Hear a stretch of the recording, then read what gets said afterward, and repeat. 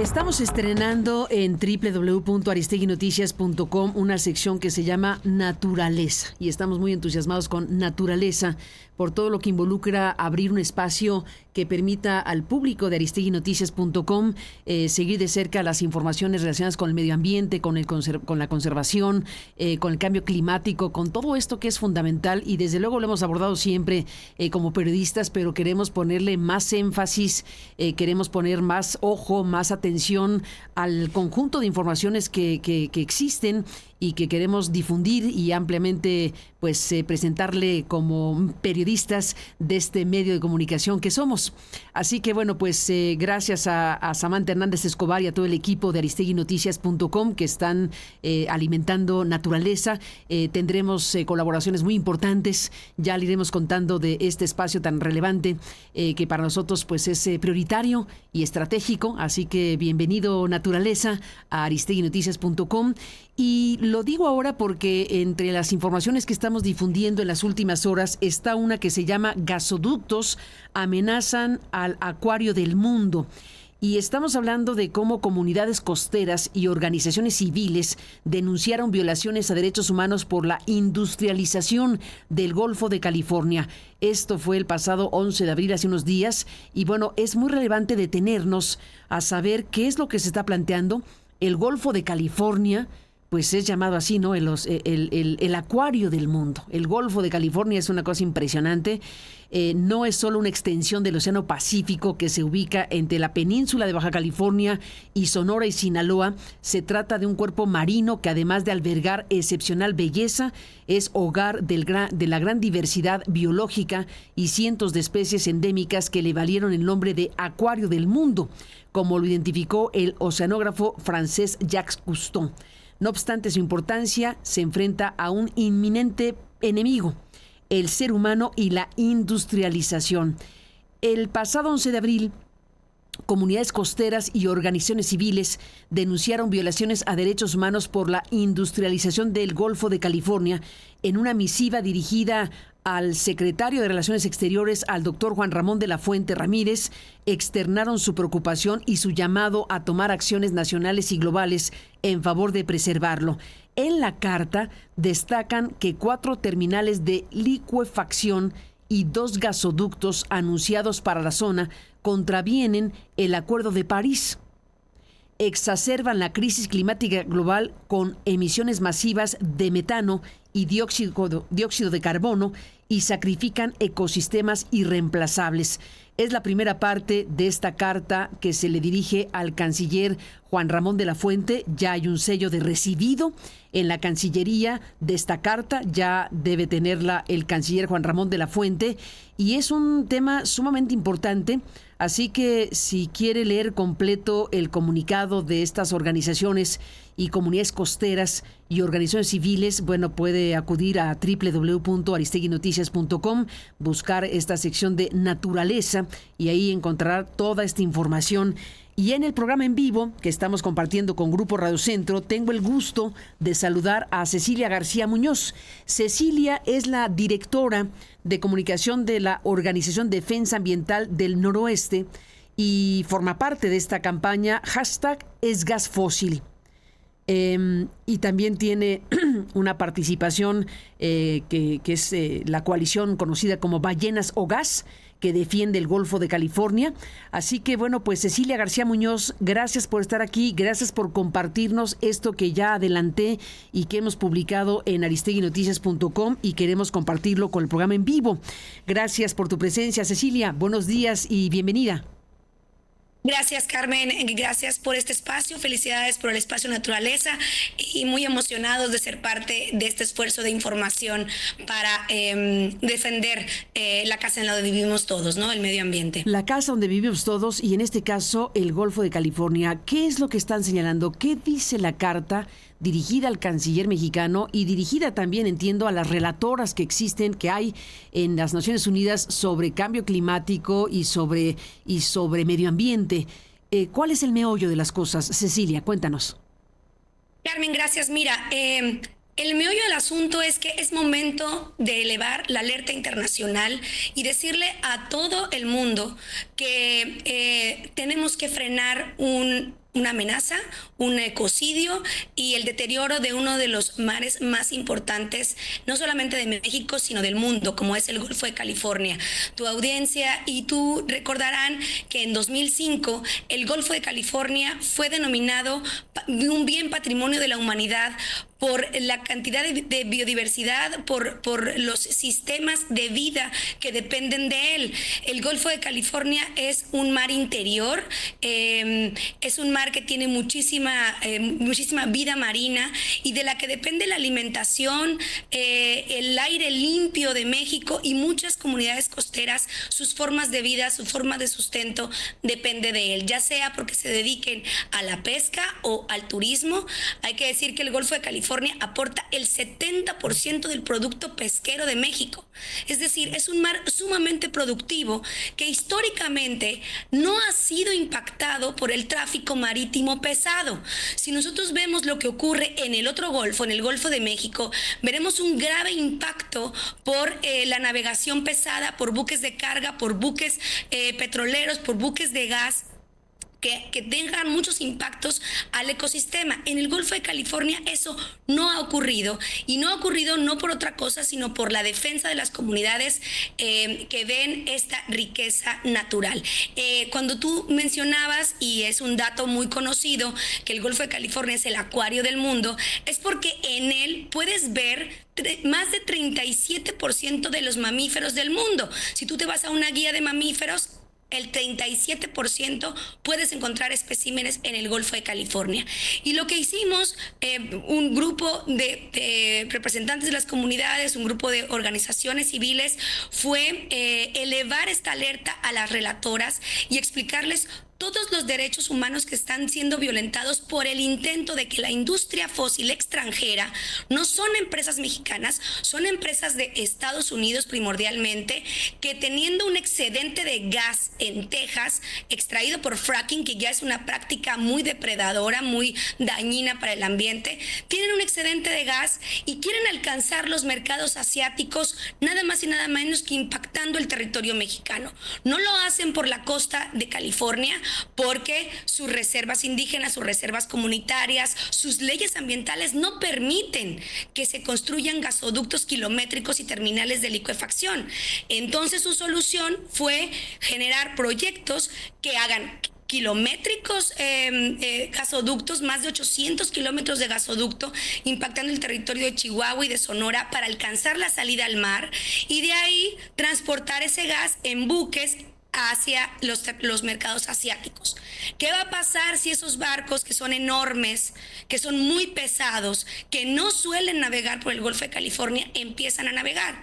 Pues veremos colisiones con mamíferos marinos, con ballenas que utilizan el Golfo de California por sus condiciones, por sus corrientes, por su riqueza. Hay sedimentos, hay intercambio de corrientes, hay intercambio de agua dulce con agua salada, y ahí la ballena azul, la ballena jorobada, el tiburón ballena encuentran un hábitat propicio para su reproducción, para su alimentación, y después salen a mar abierto cuando sus crías están suficientemente fuertes. Entonces, la gran alerta a las relatoras de la ONU es que el intento, es decir, los proyectos de gas fósil que quieren poner en las costas del Golfo de California, atentarían de manera devastadora contra su equilibrio. Y lo que hicimos fue advertirle también al canciller Juan Ramón de la Fuente, informarle que este otro conflicto de imagen, sabemos que México ya enfrenta con las comisiones de derechos humanos de la ONU algunos cuestionamientos. Lo que hicimos con la carta fue informarle al canciller, exhortarlo a que con su conocimiento del sistema internacional cuide la imagen de México, asesore bien a la presidenta Claudia Sheinbaum y la inste a proteger el acuario del mundo para que la comunidad internacional vea el compromiso de México contra el cambio climático. ¿Qué esperarían del canciller Juan Ramón de la Fuente? ¿Qué acciones específicas quisieran ver a raíz de lo que están planteándole en esta carta?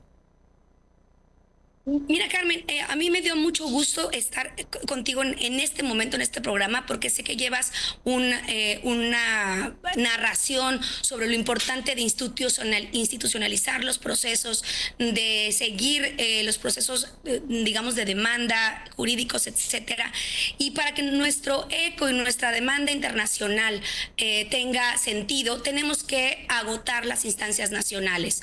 En ese sentido, las organizaciones y las comunidades y el gobierno de la presidenta Claudia Sheinbaum lo ha reconocido a través de comunicados oficiales de la ASEA.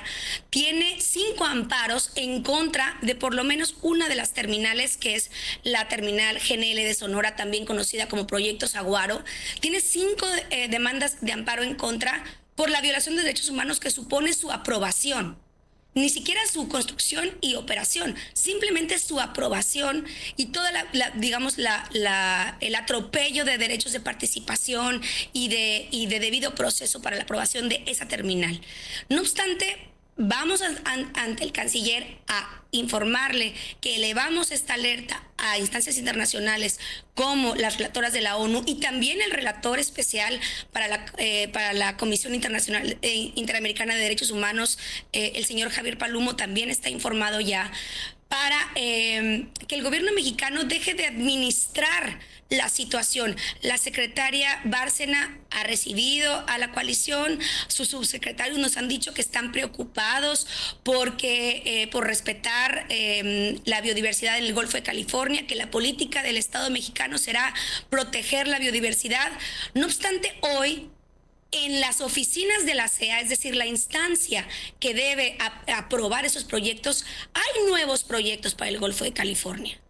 Y lo que queremos de la intervención tanto de la secretaria Bárcena como del secretario Juan Ramón de la Fuente es el pronunciamiento del Estado mexicano de que no se van a permitir industrias fósiles en el acuario del mundo por todos los riesgos los riesgos y amenazas que esto suponen. En nuestra argumentación exponemos, y por eso llegamos ante el canciller, que hay una responsabilidad del Estado mexicano de cumplir con los tratados que firma. México es parte del Acuerdo de París, México es parte del Acuerdo de Escazú, México es parte de un montón de tratados de navegación en el mar que respetan la vida marina, y no puede no reaccionar, no frenar la industria fósil solo porque hay intereses económicos de por medio. Entonces, ¿qué esperaríamos del canciller? Pues que lleve ante la presidenta la preocupación de que México puede tener una imagen muy vulnerada en cuanto a su compromiso con los derechos humanos y con el cambio climático, y también apelamos a él pues para que dialogue con la presidenta. Las comunidades y las organizaciones tenemos la esperanza que su vocación ambientalista, su conocimiento sobre el cambio climático la haga también tomar una decisión determinante, crucial en un contexto de cambio climático como en el que vivimos, y se pronuncie porque en el Golfo de California no se construyan, no se permitan plantas de liquefacción para un negocio que no es para México. Es un gas extranjero, es un gas que va a ir a otro territorio y que de hecho pone en riesgo la soberanía energética también del país. Si otros mercados compiten por comprar el gas más barato, pues a México eso le va a encarecer. Así es que creemos que de manera integral, tanto la secretaria Bárcena como el secretario de la Fuente deberían ya intervenir y solicitar a la presidenta una determinación en favor de la protección de la vida en el Golfo de California, sus comunidades y sus especies. Ni más ni menos. Bueno, pues estamos a la espera de que haya una respuesta, ¿no? Tendría que haber una respuesta directamente del gobierno mexicano ante planteamientos tan específicos como estos, ¿no? Sí, eso es lo que tenemos la esperanza. Estamos acudiendo a las instancias internacionales también para que ellas soliciten al Estado mexicano un pronunciamiento, una investigación, una valoración, le recuerden sus compromisos internacionales, le recuerden las metas 30-30. La secretaria Bárcena ha estado diciendo que quiere que para el 2030 el 30% del territorio mexicano esté protegido, y bueno, el el Golfo de California tiene muchísimos polígonos de áreas naturales protegidas, áreas marinas protegidas, y los proyectos de gas fósil contravienen absolutamente la protección de las áreas marinas protegidas por las emisiones que hacen, por el ruido que hacen, por la posibilidad de explosiones, por la posibilidad de derrames. Es decir, es inconcebible una meta 30-30, es decir, 30% del territorio mexicano protegido y conservado para el 2030 y que haya buques de gas transitando por el Golfo de California. Simple y sencillamente es un contrasentido, eso no puede ocurrir, y si no, estaríamos entonces pues ante la simulación de metas ambientales, de metas climáticas que solo están en el papel. Ni más ni menos. Pues seguiremos hablando del tema, particularmente en estos días que se da a conocer esta comunicación que ustedes hicieron y que ha llegado al destinatario, en este caso el gobierno mexicano, con la recepción de la carta en la Cancillería con Juan Ramón de la Fuente. Y pues seguiremos hablando. Cecilia García Muñoz, directora de comunicación de esta organización Defensa Ambiental del Noroeste. Déjame cerrar la charla, te propongo, además de lo que nos has dicho, diciendo que se publicó ya ayer por la tarde-noche en el Diario Oficial de la Federación el Plan Nacional de Desarrollo. Este Plan Nacional de Desarrollo para este sexenio, que incluye como el eje 4 algo que llaman desarrollo sustentable. El gobierno mexicano se está comprometiendo a través del Plan Nacional de Desarrollo a un desarrollo sustentable. Aquí tuvimos oportunidad de presentar y de hablar muy ampliamente de un documento, el ABC le llamaron, el ABC, Agua, Biodiversidad y Clima para México, que desarrollaron un grupo de científicos, de especialistas, de empresarios, de organizaciones sociales y comunitarias y de personas de diferentes tipos que se dieron la tarea de discutir, de analizar y de hacer un documento que está ahí publicado en Aristegui Noticias y en otros espacios, el ABC. Este grupo de ambientalistas creó este documento que al final fue presentado también a la secretaria Alicia Bárcena. Tuvimos incluso una conversación con ella. Ella venía oyendo el programa y le pareció importantísimo, con toda razón, y se dio la posibilidad de un acercamiento entre estas personas y este documento en específico. Y efectivamente lo esencial de este ABC de biodiversidad, clima, agua, biodiversidad y clima para México, pues se incorporó en el texto del Plan Nacional de Desarrollo. Así que habremos de revisar los ejes del Plan Nacional de Desarrollo que ayer se publicaron en el Diario Oficial. Y este en específico, Cecilia, que es justamente el que dedican específicamente al desarrollo sustentable. Conecta perfectamente con lo que nos estás diciendo, y solo leo este primer párrafo del Plan Nacional de Desarrollo, que ya se puede revisar directamente en el Diario Oficial, que dice: el proyecto de nación de la Cuarta Transformación tiene como base el impulso de un desarrollo sustentable, es decir, lograr un equilibrio entre desarrollo económico, social y ambiental que preserve el medio ambiente y evite un daño irreversible, al tiempo que busca evitar que se agoten los recursos naturales y permitir su disfrute a las generaciones futuras. La justicia social debe ir acompañada de una justicia ambiental, de un modelo de sociedad que disminuya su huella ecológica y respete los ciclos naturales de reproducción de la vida. El desarrollo sustentable requiere un enfoque integral en la protección y el uso responsable de los recursos naturales. Es prioritario implementar políticas para reducir y revertir el daño ambiental, proteger los ecosistemas estratégicos del país como bosques, selvas y cuerpos de agua, y fomentar el aprovechamiento de residuos mediante la economía circular. Esto implica incentivar el reciclaje de materiales, el aprovechamiento energético de residuos orgánicos y la gestión eficiente de desechos para reducir la contaminación y optimizar el uso de recursos. Habla de la soberanía energética como objetivo estratégico del Plan Nacional y de otros puntos que están delineados ampliamente en este eje general 4 de desarrollo sustentable. Pues Cecilia García Muñoz, estamos hablando de un compromiso de Estado que coloca un eje general 4 y que dice el desarrollo tiene que ser sustentable. ¿Qué me dices para cerrar, Cecilia? Mira, Carmen, si eso es cierto, si este compromiso que escriben en el Plan Nacional de Desarrollo es un compromiso real, en definitiva, las industrias masivas las industrias extractivas, las industrias fósiles no deberían ser alternativa para la inversión en México.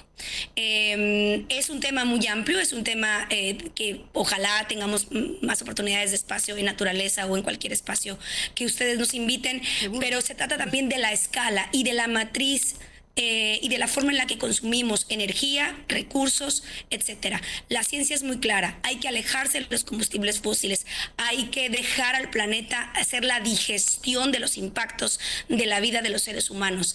Y la masificación, el convertir a México, por ejemplo, en el cuarto exportador de gas sin ser productor de gas, no es el camino para cumplir los objetivos que has leído del Plan Nacional de Desarrollo. Se trataría entonces de matrices energéticas diferentes, de escalas distintas, de hablar de regiones, de respetar las comunidades, de encontrar soluciones en el propio territorio mexicano y no estar importando industrias extranjeras con fines de desarrollismo. Así es que el debate es importante, es profundo y los conceptos ahí planteados, si son ciertos, cerrarían por completo la puerta para tener terminales de licuefacción para exportar gas extranjero, impactando el territorio mexicano para mercados extranjeros. Eso sería el absoluto contrasentido de los valores que acabas de leer. Ni más ni menos. Bueno, pues ahí está. Sí, es un tema complejo, efectivamente, el tema del desarrollo, de las inversiones, de los proyectos con lo sustentable, y tiene que haber una condición que los haga empáticos, que se logre la propuesta principal, que es desarrollo sustentable, eje general 4 del Plan Nacional de Desarrollo. Pues seguiremos hablando en este espacio, en Naturaleza, en Aristegui Noticias, en este programa en vivo, pues de estos temas que son prioritarios, Cecilia, y te apreciamos mucho que estés aquí para conversar de todo esto. Estaremos en contacto y ya nos contarás la respuesta que tengan y nos abriremos el espacio para saber qué dice el gobierno mexicano frente a estos planteamientos, qué plantean las relatoras, que también deben tomar pues en algún punto cartas en el asunto, y todo lo que nos has dicho esta mañana. Cecilia García Muñoz, directora de comunicación de la Organización Defensa Ambiental del Noroeste, gracias por estar aquí esta mañana. ¿Tienes esta campaña que es Ballenas o Gas? Correcto, nosotros somos parte Cuéntanos de Ballenas o Gas. Rápido, te cuento de este colectivo. Ballenas o Gas es una campaña de sensibilización que intenta, y que lo ha logrado muy bien, involucrar a las comunidades costeras, involucrar a todos los amantes de la naturaleza y tener esta historia clara y concreta respecto a que la vida de las ballenas es incompatible con el tráfico marítimo pesado. Hay una página de internet que se llama Ballenas o Gas, ahí pueden encontrar una petición.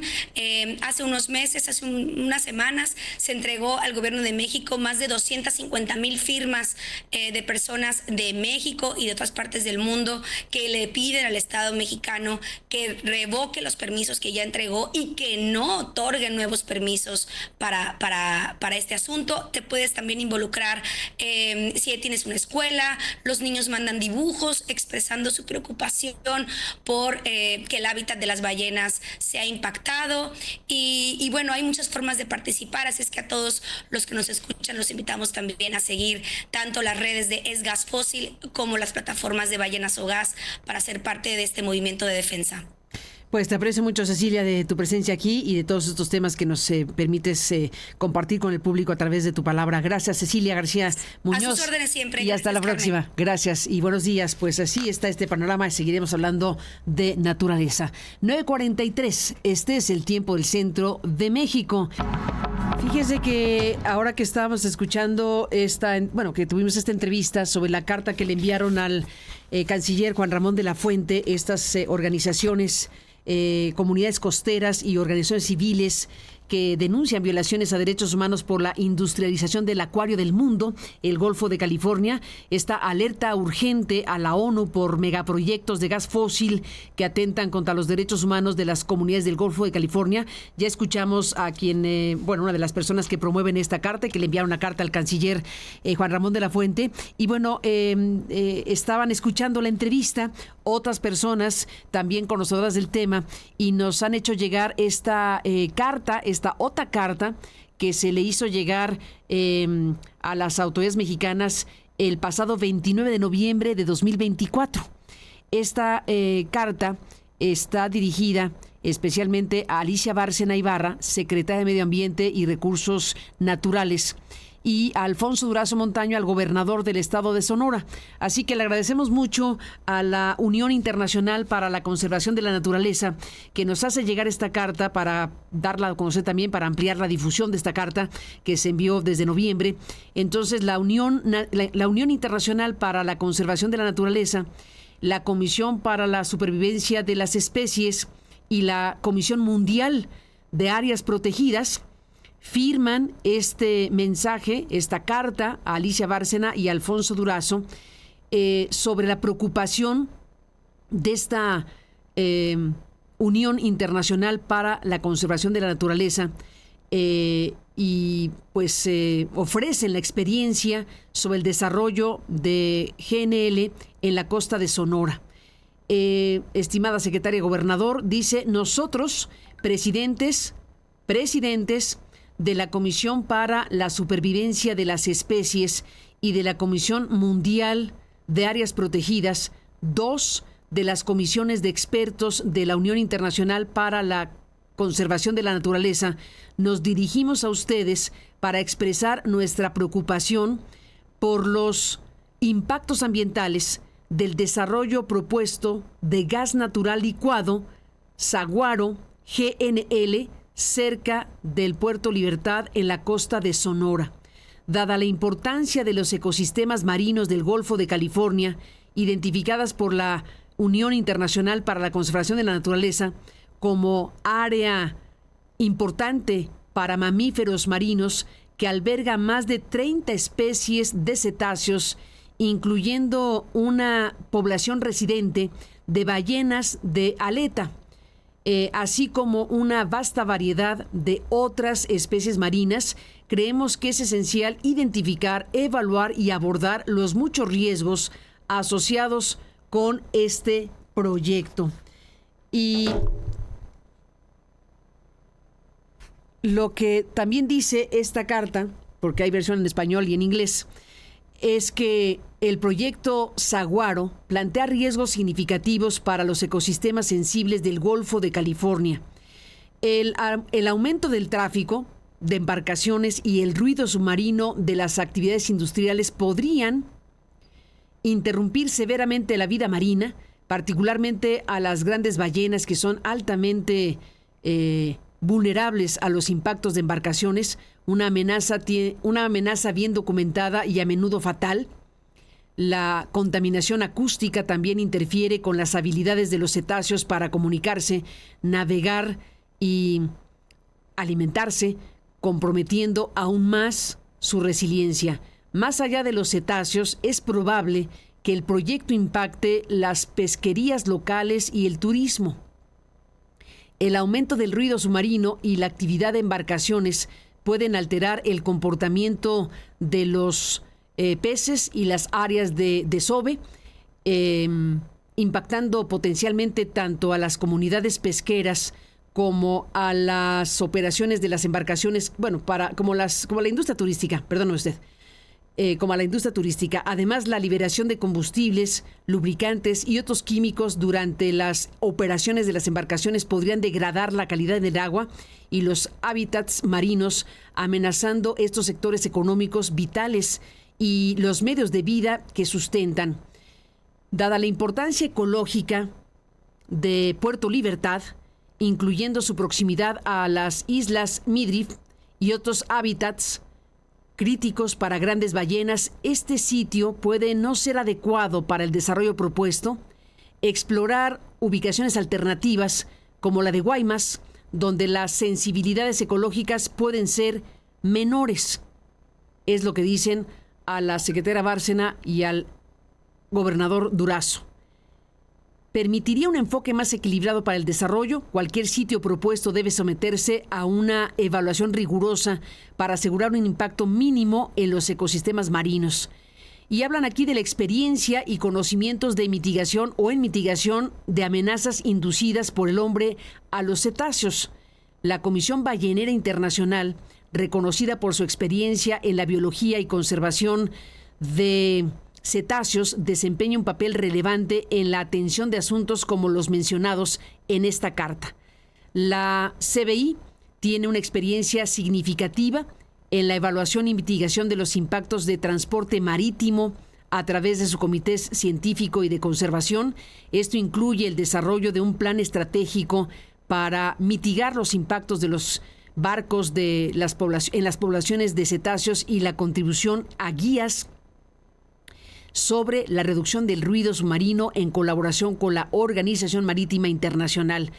Dice también que la CBI también ha revisado evaluaciones de riesgos de impactos de barcos y ha hecho recomendaciones para mitigar estas amenazas en áreas de alto riesgo a través de la colaboración con el Grupo de Trabajo sobre Áreas Protegidas de Mamíferos Marinos de la propia Unión Internacional para la Conservación de Naturaleza y la CMAP, las MAP, que ha identificado zonas sensibles como las de California, sitio de Patrimonio Mundial Natural de la UNESCO. Dice también esta carta, dirigida a la secretaria y al gobernador, que a nivel mundial muchos países están reevaluando los proyectos de GNL para abordar sus impactos ambientales, incluyendo las emisiones de metano, un contribuyente significativo al cambio climático. Por ejemplo, Estados Unidos de América ha pausado recientemente las aprobaciones de exportación de GNL hasta que tales proyectos sean evaluados de manera integral. Para abordar las preocupaciones mencionadas anteriormente, sugerimos considerar la posibilidad de formar un grupo de trabajo que incluya, le dicen a la secretaria Bárcena y al gobernador Durazo, le proponen crear un grupo de trabajo que incluya representantes de gobierno mexicano, así como la posible participación de expertos de la Unión Internacional para la Conservación de la Naturaleza y CBI. Este grupo podría realizar evaluaciones ambientales integrales utilizando metodologías avanzadas para identificar las opciones más adecuadas para la ubicación de terminales de LNG. Examinar medidas para reducir los riesgos a los ecosistemas marinos, tales como límites de velocidad, ajustes de rutas y mitigación de ruido para el tráfico de embarcaciones. Estamos disponibles para proporcionar información adicional y explorar cómo nuestra experiencia podría contribuir al objetivo de equilibrar el desarrollo sostenible con la protección de los ecosistemas únicos del Golfo de California. Nos pueden contactar a través de la dirección de contacto proporcionada al final de esta misiva.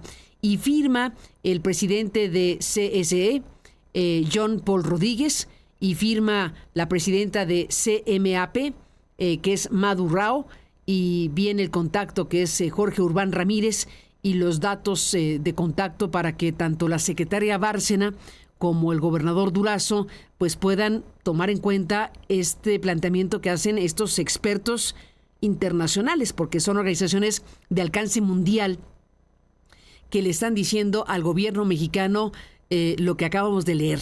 Así que le apreciamos que nos hayan enviado esta carta que se envió en noviembre de 2024. No sabemos si ha tenido respuesta esta carta enviada en noviembre del 24 a la secretaria Alicia Bárcena y al gobernador Alfonso Durazo, que está tocando un tema muy relevante del que hablamos esta mañana a partir de la otra carta, que es la que se envió al canciller Juan Ramón de la Fuente y que ya fue recibida, entendemos que el día de ayer.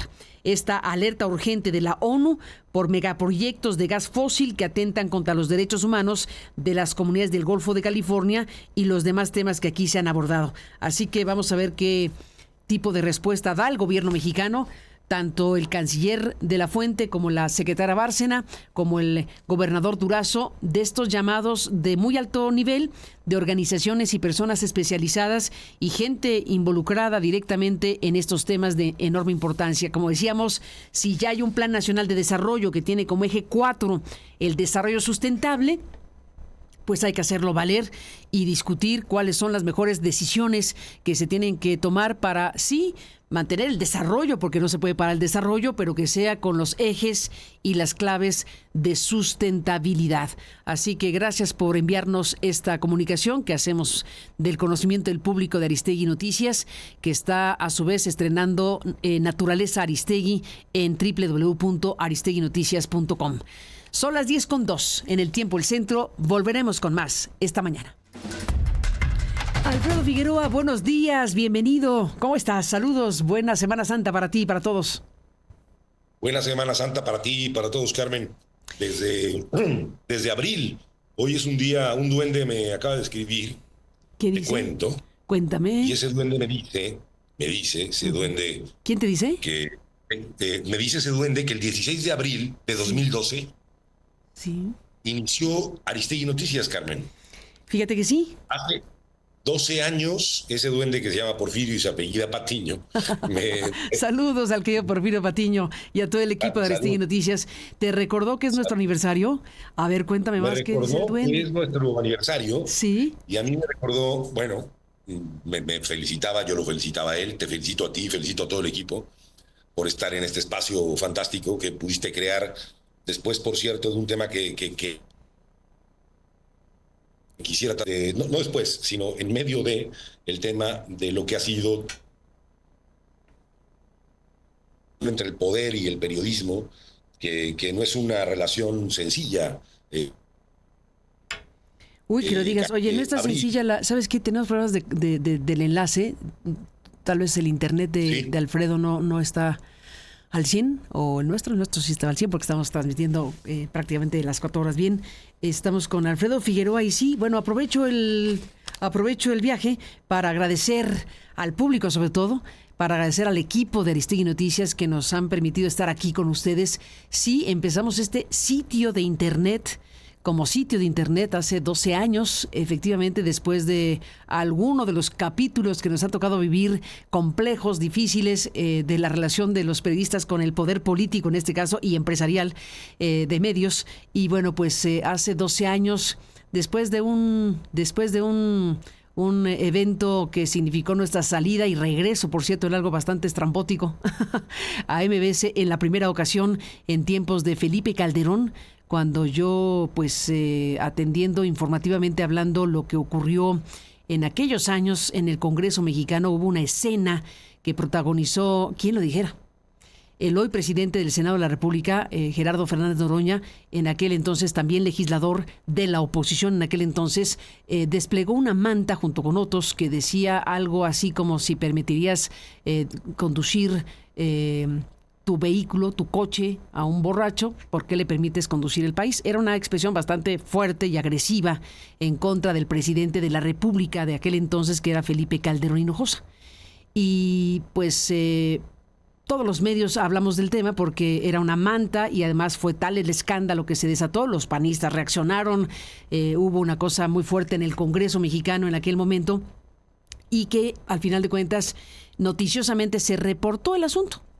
Porque además se suspendió la sesión del Senado, noticiosamente se habló de esta manta y de lo que había desplegado en su momento Fernández Noroña como opositor, agrediendo, pues bueno, más bien cuestionando de esta manera tan fuerte al entonces presidente de la República. En aquel espacio que teníamos, ya me permitiste contar la anécdota completa, Alfredo, porque la llamada no estaba buena.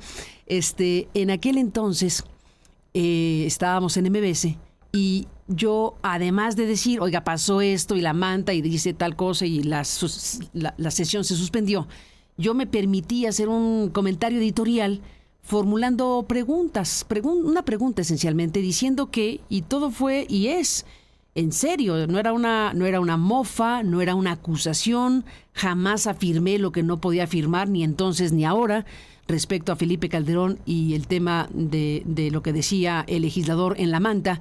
Yo lo que dije en aquel entonces, y desató una circunstancia tan grave que implicó mi salida de MBS, porque el presidente de entonces, Felipe Calderón, exigía que me disculpara, asunto que no hice, porque no creo que un periodista deba disculparse por una pregunta pertinente o impertinente, pero pregunta a la que tiene derecho el periodista y sus audiencias. Yo simplemente formulé la pregunta después de disertar sobre la salud de los mandatarios, que la salud de los mandatarios es un tema de interés público. Tan es así que acabamos de ver el informe de Donald Trump, que está como recién nacido, dice Jesús Esquivel. La salud de los mandatarios es un tema de interés público porque son personas que deciden a nombre de millones de personas y se necesita saber cómo están, qué tal está su salud, qué tal está su condición mental, física, etcétera. En fin, aquella era la disertación respecto al tema de aquella manta y eso que generó noticiosamente pues un escándalo de cómo es posible que se diga esto del presidente de esta manera por parte de legisladores. Era el tono editorial que prevalecía en aquel entonces. Pero en mi caso particular preferí no irme por esa ruta editorial de simplemente denostar al opositor que estaba poniendo un cuestionamiento tan grave, sino plantear la pregunta de si eso era verdad o no y si la presidencia debía informar de la cuestión. Y ese era el tema. Y eso desató pues una situación bastante complicada con MBS, que a su vez estaba presionada por la necesidad de tener una validación de una autorización gubernamental para explotar una banda 2.5, una banda que tenía o que tiene, bueno, al final la vendió a Carlos Slim. Al final de toda esta historia pasó Felipe Calderón, pasó Peña Nieto, y con Peña Nieto y la Casa Blanca se acabó de romper la relación con MBS, que al final de cuentas nos hizo salir de ahí de muy mala manera y enfrentar un acoso judicial tremendo. Ha sido una larga historia, Alfredo Figueroa, pero efectivamente cuando sucedió lo de Felipe Calderón se abrió la posibilidad de decir, bueno, a ver, acaba siendo una cosa, el hilo se quiebra por lo más delgado, ¿no? Y lo más delgado son los periodistas, que al final de cuentas somos los que estamos dando un mensaje, informando, etcétera, y los grandes poderes se acaban entendiendo y los periodistas podemos ser decapitados, metafóricamente hablando. Bueno, todo esto lo recuerdo ahora que tú amablemente nos recuerdas nuestro aniversario de cómo nació Aristegui Noticias. A raíz de ese evento yo decidí explorar la posibilidad de tener un medio propio. Y no había ninguna otra manera más que tenerlo en internet y empezamos a desarrollar Aristegui Noticias. Después regresamos a MBS, después vino Peña Nieto, después vino la Casa Blanca y ya después de que salimos de MBS la segunda vez de pésima manera por la investigación periodística ya de otro gobierno, que en este caso era el de Peña Nieto y la Casa Blanca de Peña Nieto, es que en algún punto de la historia pudimos hacer este programa de 4 horas en vivo que hacemos en internet en este sitio que desarrollamos los periodistas independientes y que tenemos una alianza con Grupo Radio Centro que nos permite tener esta señal en la radio abierta en México.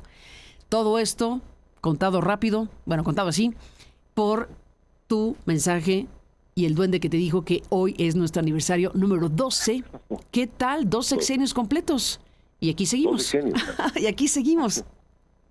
Aquí seguimos y esperemos que continúe. Este espacio me parece que tiene un compromiso con la libertad, con las posibilidades de que las personas opinen lo que deciden. Ya como se ve, el equipo me puso a hablar por teléfono para que nos escuchemos muy bien.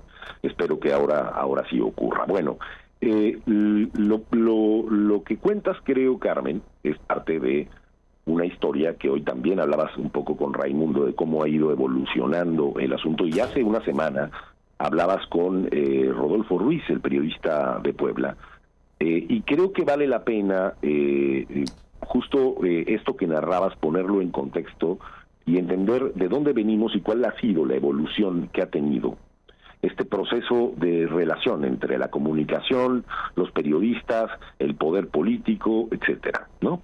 Y cómo además dentro de, digamos, el proceso y el transcurso de estas décadas, de estos años, la comunicación misma se transformó hoy en una suerte de digitalización global que hace y que ha perdido, y donde hay que preguntarse en qué medida los estados están siendo o inciden en buena parte, en algún sentido, en alguna dirección, en esta nueva, digamos, entorno de lo que alguna socióloga ha llamado la gran ciudad global que representa el mundo. ¿Qué tanto es posible que los estados incidan en la comunicación y ahí hay dos grandes teorías que me gustaría comentarte. La primera es una que dice o piensa, desde el punto de vista de la teoría social y de la sociología, que en realidad los estados tienen cada día menos incidencia en ese mundo global, cuando sobre todo se le compara con el mundo que no tenía las condiciones, el mundo en donde crecimos tú y yo, Carmen, que había 2 o 3 canales de televisión y nada más, y el mundo de hoy, y pocos periódicos y muchos de ellos controlados, y el mundo de hoy que tiene un conjunto de vías como tal para poder digamos, informarse. Hay cientos de posibilidades de informarnos.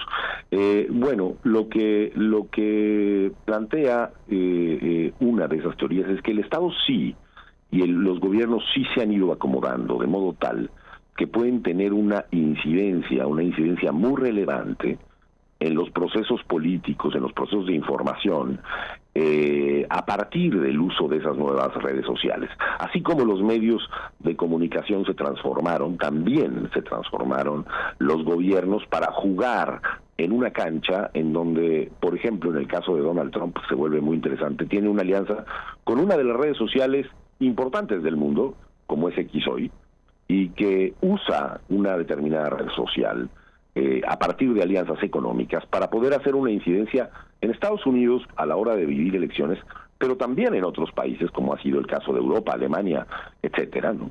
Para generar un tipo de opinión pública. Bueno, todas estas referencias las hago porque evidentemente hay hoy una discusión sobre qué papel está jugando el gobierno mexicano, qué papel jugaron los gobiernos previos y qué papel juega el gobierno mexicano hoy respecto de los periodistas.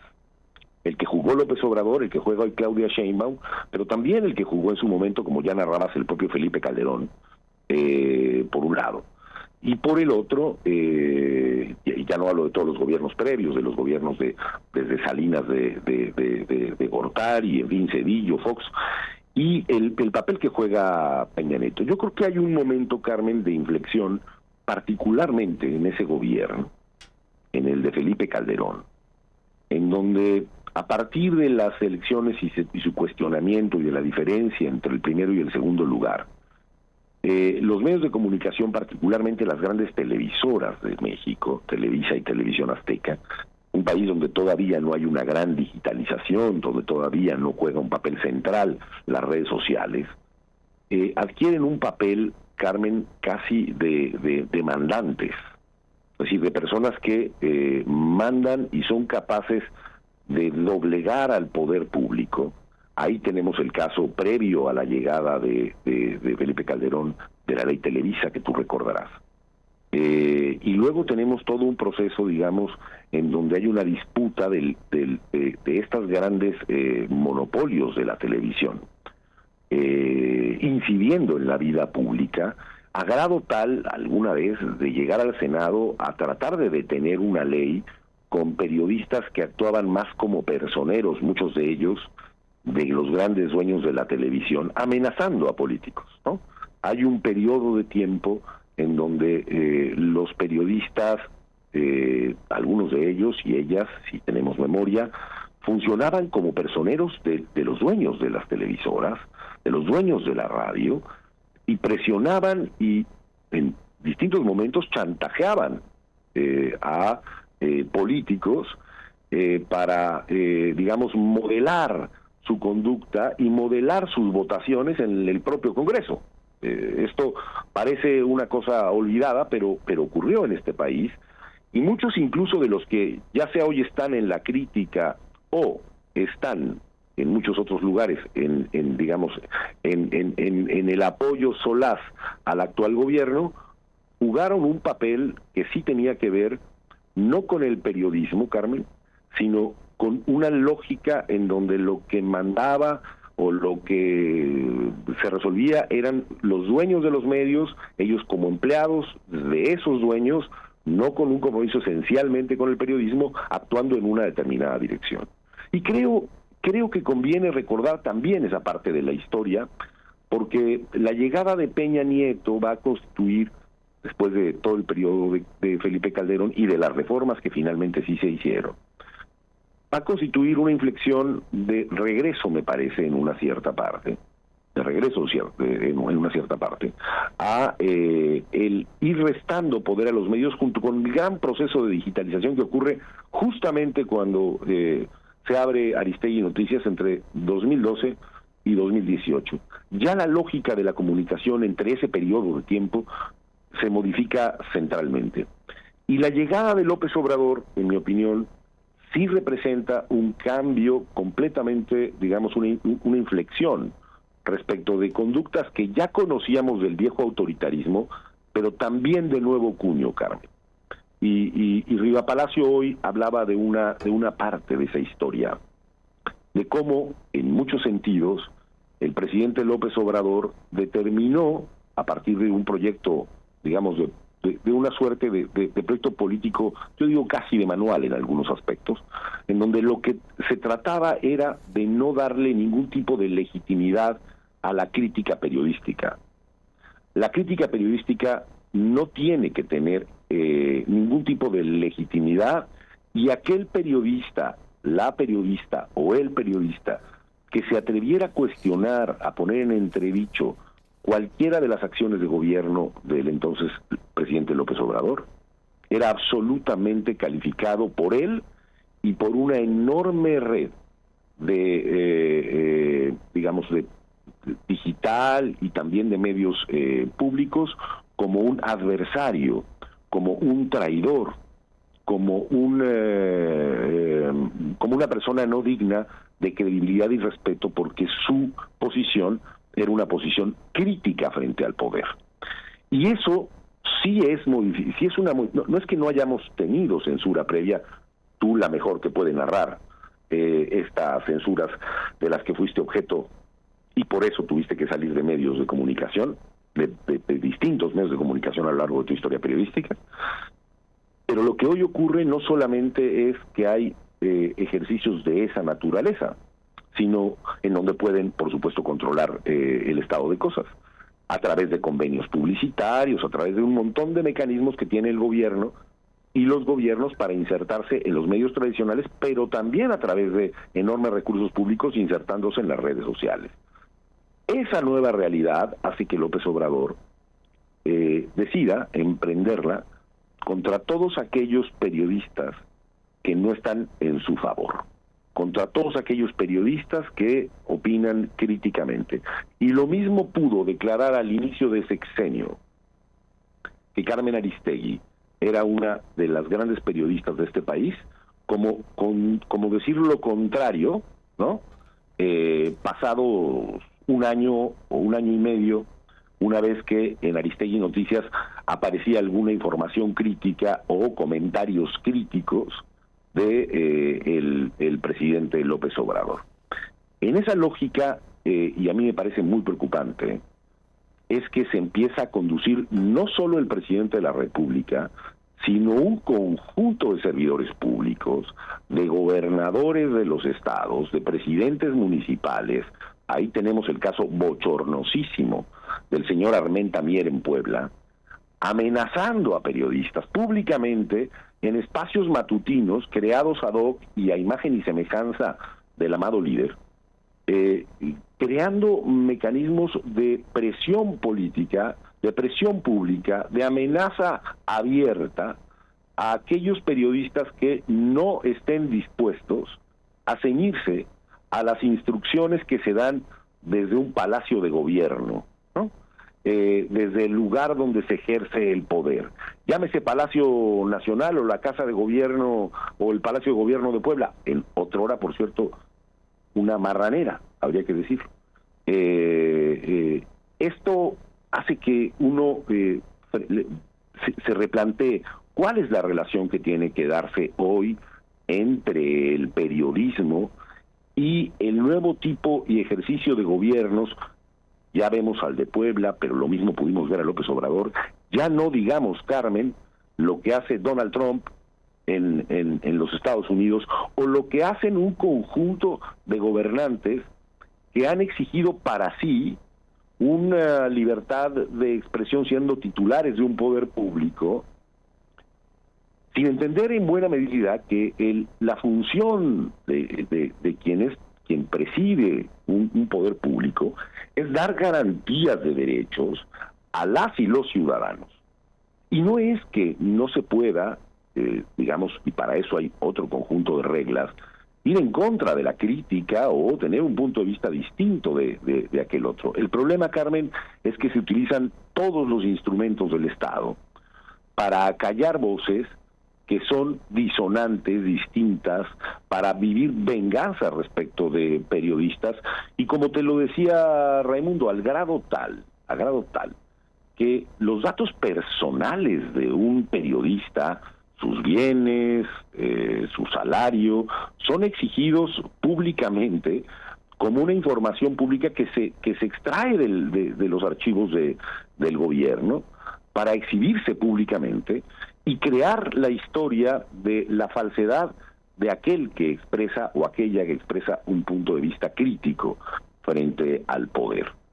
La pregunta que surge o que debería surgir y que creo quedó en escena en el momento previo es, con tu conversación con Raimundo, es la presidenta Claudia Sheinbaum, ¿qué camino tomará respecto de su antecesor? Es claro que ha decidido no actuar, digamos, en el mismo tono que López Obrador, pero sí el proyecto de descalificación a toda postura crítica, se les puede llamar carroñeros, se les puede llamar mentirosos a periodistas que hablan, por ejemplo, de la desaparición forzada en México, ¿no? Se les etiqueta inmediatamente como adversarios, y luego se produce una suerte de cultura pública que coloca a esas personas en una posición que puede estar en las antípodas de su propia postura política. Es decir, alguien que, por ejemplo, combatió el sistema autoritario del PRI, ahora se vuelve prianista porque discute y debate sobre los excesos del poder actual. Y tiene una red de medios, una red digital, que se la pasan, digamos, o construyen un trabajo de crear esa imagen de esa persona. Y en esas lides, hoy el periodismo está jugando. En las lides entre alzar la voz, decir lo que se piensa, no hacer caso, digamos, del efecto silenciador que tiene la amenaza pública, o, digamos, ceder ante las presiones del contrato publicitario, de mejor esto no lo decimos, de mejor lo callamos, en lugar de enfrentar, digamos, el trabajo periodístico desde una suerte de ética, de construcción ética de lo que supone el periodismo. Esto que vivimos y vemos a nivel nacional, Carmen, es un juego de niños. Cuando uno, lo que narraba Riva Palacio, es un juego de niños cuando vemos lo que ocurre en otros microespacios a pesar de la globalización, como es una entidad federativa, como es el caso de Puebla, o cuando vemos un municipio. Cuando el trabajo de un periodista es en un municipio y ese periodista quiere hacer un periodismo que narra incluso críticamente al poder, ese periodista se pone en riesgo hasta su propia vida en México, pero además con una suerte de postura pública por parte de los gobernantes hoy, de desafiar públicamente y de amenazar públicamente a periodistas porque tienen una opinión crítica. Si revisamos lo que dijo el señor Armenta en el caso de Puebla, y vemos de lo que se trata, bueno, quien estaría ya en los lindes de cometer un delito por amenazas es el propio gobernador del estado, Carlos. Y el asunto que a mí me parece el más grave, es que no solamente no tiene consecuencias jurídicas, sino en ocasiones no tiene consecuencias políticas. El hecho de que un personaje como este, del marinismo más rancio, ¿no?, hoy puesto en Morena, sea capaz de tener este tipo de conductas públicas sin consecuencias y sin que incluso muchos periodistas en México no reaccionen frente a este tipo de conductas. Ya no digo en la nivel local, porque ahí las redes de complicidad y las redes de control son brutales, pero incluso a nivel nacional no se dé cuenta de este tipo de asuntos. Es ahí donde adviertes que los grandes medios de comunicación siguen teniendo una conducta editorial subordinada, en muchas ocasiones, evidentemente a su jefe y a los acuerdos que su jefe, algo que narrabas al principio, tiene con el poder político. Detrás de este juego, los grandes dueños de comunicación siguen teniendo acuerdos o desacuerdos y a partir de eso construyen una lógica editorial con la cual se conducen esos medios de comunicación yendo por encima del trabajo periodístico independiente en nuestro país. De esto, Carmen, me interesaba comentar este día, hoy, que se cumplen 12 años de que nace el sitio Aristegui Noticias. Muchísimas gracias, Alfredo Figueroa, pero ya nos corrigió Manuel de Santiago porque no son 12, sino 13. Has de saber. Pues sí, claro. Ya hizo la aritmética. Hizo la aritmética y efectivamente esto está cumpliendo 13 años. El sitio, aristeguinoticias.com, el programa en vivo tiene 8 años. Y nuestra alianza con Grupo Radio Centro tiene un poco menos, pero tiene estos últimos años de posibilidad de salir a través de Internet y a través de la radio abierta con la alianza con Radio Centro. Pero tenemos 13 años de este sitio de Internet de periodistas independientes que Carmen, celebramos, mantengamos junto con ustedes. Es que Manuel de Santiago es el único que ya está en 2025. Ese es el problema de Manuel. Ese es el tema, ¿verdad? Sí, ese es el tema. Nosotros todavía estamos pensando y haciendo sumas con relación al 2024. No, pero ya estamos perfecto, estamos en abril, ya cámbiate el chip. A mi paisano, sí, ya me cambio el chip a partir de este momento, a mi paisano Manuel de Santiago, que gracias por la correcta corrección aritmética que nos hace.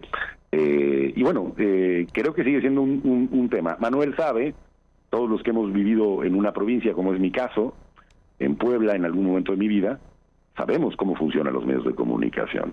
Sabemos cómo llega el dueño del medio de comunicación que te invitó porque estabas haciendo periodismo independiente para decirte, oiga, fíjese que está pidiendo un político que le haga a usted una entrevista. Pero fíjese que además le vamos a dar un dinero por esa entrevista, ¿no? Eso pasaba en la radio en Puebla, o políticos diciéndote lo contrario, Carmen. Políticos que querían contender contra el PRI en aquella época y que no les vendían un solo spot de televisión, ¿no? Lo paradójico del caso de López Obrador, Carmen, quizá con eso valga la pena simplemente cerrar el comentario, es que López Obrador fue objeto de prácticas después, sobre todo a finales de su campaña en 2006 y todo el periodo de 2006 fue objeto de prácticas de abusos por parte de periodistas que, si tú quieres, hacían entrevistas críticas muy fuertes, muy incisivas, lo cual siempre se celebrará. A él no le gustaba, pero siempre se celebrará.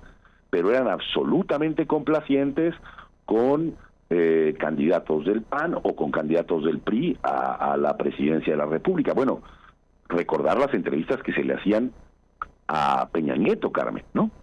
Entrevistas en donde pues que, como decía el clásico de aquella época, un buen amigo clásico, que no se despeine el muñeco, ¿no? Nunca, ¿no? Que no haya una pregunta que le resulte incómoda. Lo que había que preguntar era sobre cosas del corazón, porque aquel presidente había construido todo un relato sobre su propia vida personal, llevada, digamos, no ya a la pantalla grande, sino a la pantalla de la política nacional, producido, desde luego, por distintos actores, pero particularmente por Televisa, Carmen. Ni más ni menos, pues ahí está esta historia. Gracias, Alfredo Figueroa, por estar aquí, por estar en este espacio y por estar aquí esta mañana. Buenos días y un abrazo. Un fuerte abrazo. Igualmente, igual para ti. Gracias, Alfredo Figueroa, y gracias al público, a usted que está ahí. Gracias siempre. Regresamos esta mañana y le aprecio mucho al presidente de la Asociación Mexicana de Horticultura Protegida que esté aquí, porque, bueno, pues queremos saber el alcance que tiene esta posibilidad, pues ni hablar, alta posibilidad de que se suspenda el acuerdo que se había mantenido desde 2019 para el tema de antidumping en Estados Unidos con el tema del jitomate y los tomates mexicanos. Y le aprecio a Germán José Gándara Fernández que nos tome la comunicación para hablar de esto, de lo que se perfila como la imposición desde Estados Unidos de estos aranceles del 20.91% al jitomate mexicano. Gracias, José, bienvenido al programa. Buenos días. Muchas gracias, buenos días a ti y a todo tu auditorio. Gracias por el espacio y la oportunidad de platicar con ustedes. Al contrario, ¿cómo les cae esto pesado? Pues terrible noticia, sobre todo que estuvimos hace una semana, el lunes de la semana pasada, estuvimos ahí en Washington, las asociaciones mexicanas que nos dedicamos a la exportación de este tomate, y la verdad nos recibieron muy bien. Estuvimos ahí en la Secretaría de Comercio de Estados Unidos con el subsecretario, el mismo que nos hizo llegar la noticia, y cuando estábamos con ellos pues no hubo ninguna mención de la intención que tenía el Departamento de Comercio de terminar el acuerdo. Estuvimos platicando con varios senadores, legisladores ahí en el mismo Capitolio, y todo al parecer marchaba muy bien, y pues bueno, pues ahí amanecimos con esta noticia esta semana. ¿Qué dice el comunicado del departamento? Que está inundado de comentarios. Eso es lo que se comunica oficialmente desde el gobierno de Estados Unidos. No es que diga que hay un trabajo de carácter técnico, no está todavía diciendo que hay prueba alguna, está diciendo que está inundado de comentarios. A partir de ahí, dice que en 90 días va a aplicarse esto si el asunto no cambia, o sea, ¿se les pide algo en específico? La verdad es que no se nos ha pedido nada. El acuerdo, nada como más lo mencionabas, lo firmamos en el 2019, pero este acuerdo tiene casi 30 años. Empezó en 1996 y se ha venido renegociando, se ha venido estructurando el acuerdo a las peticiones de la industria americana, y cabe mencionar que no es toda la industria americana, no es una pequeña porción, sobre todo la parte de Florida, que ha estado presionando al gobierno de Estados Unidos. Hay muchos productores, inclusive americanos, comercializadores, distribuidores de fertilizantes, semillas, fletes, todos los que tienen que ver en la cadena productiva que se han pronunciado en contra de la terminación del acuerdo. Entonces lo que hace Comercio es, dice, oye, vamos a salirnos del acuerdo para que en 90 días entre el arancel, como lo mencionaste, del 2090, pero hasta ahorita no se nos ha llamado a negociar, a cambiar la intención. Simplemente se nos notificó la terminación del acuerdo, pues que sería desastroso para la industria mexicana, ¿no? Te doy algunos datos muy rápidos. Esto representa el tomate mexicano exportación 2.7 billones de dólares, 2.700 millones de dólares a la exportación. Nosotros damos 500,000 empleos directos todo el año, 1 millón de indirectos. A ver, Germán, perdón, de nuevo. A ver, va de nuevo la cifra. ¿Anualmente cuánto dijiste? 2.700 millones de dólares representa la exportación del tomate a Estados Unidos. 2.700 millones de dólares al año. Sí. Te seguimos oyendo, Germán. ¿Qué otros datos tienes? Son 500,000 empleos a nivel nacional de tiempo completo. 500,000 de empleos. Uf. Sí. Uh-huh. Y somos muy importantes para su cadena de suministro. Representan nuestro negocio en cadena de suministros para Estados Unidos 8,000 millones de dólares. Entre lo que compramos de semillas, almacenes, fertilizantes, fletes, damos alrededor de 50,000 empleos en Estados Unidos también, en cadena de suministro. Y cabe mencionar también que seguramente has visto ahí, que quiero aprovechar para agradecer también al gobierno federal, ya que tanto la Secretaría de Economía, la Secretaría de Agricultura, como la presidenta se mencionó en contra, y ha estado muy pendiente de la industria mexicana, de a los que nos dedicamos a la exportación, haciendo sus pronunciamientos, y que quisiéramos seguir pidiendo la ayuda del gobierno federal para que nos ayude a cambiar la voluntad del Departamento de Comercio, y si hay algo que pudiéramos nosotros sentarnos a negociar, a mejorar en el acuerdo para poder seguir adelante, pues estamos abiertos a hacerlo, ¿no? Ni más ni menos, pues ¿a qué estarán dispuestos al final de cuentas? Porque el tema es que los acusan de dumping, ¿no? Al final de cuentas es los productores de Florida, que es el centro de atención, ¿no? Además, el gobierno de Estados Unidos, que está súper influido por los que están relacionados con Florida, ¿no? Sí. Es decir, es un gobierno cuyos integrantes, muchos de ellos vienen de Florida, porque el presidente Trump, bueno, pues decidió incorporar a un conjunto de personas que están relacionadas directísimamente con Florida. Entonces, aquí hay un tema específico que son los productores de Florida. ¿Qué podría suceder para deshacer el entuerto, Germán José Gándara Fernández? ¿Qué tipo de cosas podrían venir para evitar que este impuesto se haga valer? Pues todo lo que mencionas tiene que mover y está muy acotado a un grupo pequeño de productores y obviamente pues muy favorecidos por esta administración de Trump. Cabe la pena mencionar que parte de las reglas que tiene el acuerdo de suspensión es que nos hacen constantes revisiones administrativas a empresas seleccionadas por el Departamento de Comercio de Estados Unidos al azar, y acabamos de terminar las últimas revisiones administrativas en donde no hay y no existen violaciones por parte de la industria mexicana. Entonces, el decir que estamos cayendo en dumping no es correcto, porque nos hemos pasado todas las auditorías que nos ha hecho el Departamento de Comercio de Estados Unidos sin ningún problema. Entonces es más, como lo mencionas, el interés de un pequeño grupo y el gobierno de Estados Unidos queriéndole dar gusto a este pequeño grupo de agricultores, afectando a millones de empleos en México, de pequeños y medianos productores que hemos invertido en infraestructura de agricultura para modernizar nuestros sistemas de riego, usar mejor el agua, variedades, tecnología. Hemos invertido mucho dinero contando con que tendríamos la libertad de seguir exportando a Estados Unidos, que es nuestro mercado principal. No es viable para nosotros de momento voltear a ver otros mercados, no existe la infraestructura, voltear a ver al sur de México, o voltear a ver más al norte o pensar en Asia. No tenemos la infraestructura ni de momento para poder hacer un cambio de mercado. Y bueno, pues la verdad es que si entra ese arancel sería desastroso y prácticamente terminaría con la industria del jitomate mexicano. Ni más ni menos, pues sería terrible por lo que acabas de decir. Bueno, intuitivamente uno entiende que es terrible, pero con los datos que nos ofreces, Germán José Gándara Fernández, presidente de esta Asociación Mexicana de Horticultura Protegida, pues nos estás dando la dimensión de los efectos para México, además de los que tendrá para los consumidores estadounidenses, que ya Trump tendrá que hacerse cargo de lo que digan los consumidores de allá, de sus ensaladas y sus comidas y los jitomates que consumen, en donde México es su principal proveedor, ¿cierto?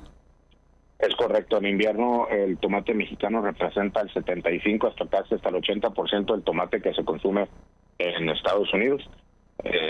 Y en temporada, digamos, de primavera, invierno, verano, somos la mitad, somos el 50% del total de consumo, y la verdad es que nuestra producción es complementario a lo que se produce en Estados Unidos, ya que Estados Unidos no son productores de todo el año y México, por su geografía, por su situación que tenemos a lo largo desde Baja California hasta el sur del país, podemos producir en diferentes sectores todo el año, entonces complementamos la producción interna de Estados Unidos. Ni más ni menos, pues Germán José Gándara Fernández, nos dijo alguien que así como sustituir no pueden tan rápido, que otro productor grande, bueno, que México es gran productor, pero que otro productor grande es China. Y con China, pues no creo que le compren jitomates para sustituir a los mexicanos. ¿Te lo imaginas eso en este contexto? Pues híjola, híjola, como dices, híjola, no se ve. Sí, estaría difícil, y Canadá es otro postor, o sea, la industria americana no se puede surtir por sí sola. Por poner en contexto, no podrían a lo que ellos aspiran de llevarse producción a Estados Unidos, porque es simplemente demasiada la mano de obra que se necesita, demasiada la extensión territorial, demasiada la inversión. Entonces, pues ese hueco tan grande que dejaría el tomate mexicano, van a buscar mercados como dices tú, China, España, Holanda, Canadá, pues van a hacer lo mismo que hoy hace México, que por tener tanta cercanía con Estados Unidos somos el socio natural y el socio más económico y para Estados Unidos, pues, pero pues eso está de no creerse que lo quieran ver así, pero pues en esa situación estamos hoy. En esa situación estamos hoy, y pues te apreciamos mucho que estés aquí para que el público que está siguiendo el programa conozca de manera más amplia y más detallada y más puntual el alcance que tiene esta posibilidad alta de que efectivamente se imponga esta cuota o esta pues impuesto antidumping, como lo están planteando en contra de los jitomates mexicanos, no habiendo elementos para demostrar que hay dumping, que ese es el tema, ¿no? Es correcto, y estaremos cuando nos permitan siguiendo informándolos, y nos vamos a acercar, y el gobierno federal se ha acercado mucho con nosotros para ayudarnos en esta etapa tan difícil. cosa que le estamos muy agradecidos y los estaremos informando los avances si nos permiten. Seguro que sí, te lo apreciamos mucho como presidente de esta asociación, que nos vayas informando de cómo van las cosas. Por lo pronto, así está la historia. Germán, gracias por estar aquí esta mañana. Buenos días. Muchas gracias a ustedes por el tiempo. Igualmente, gracias y buenos días. Así está este tema.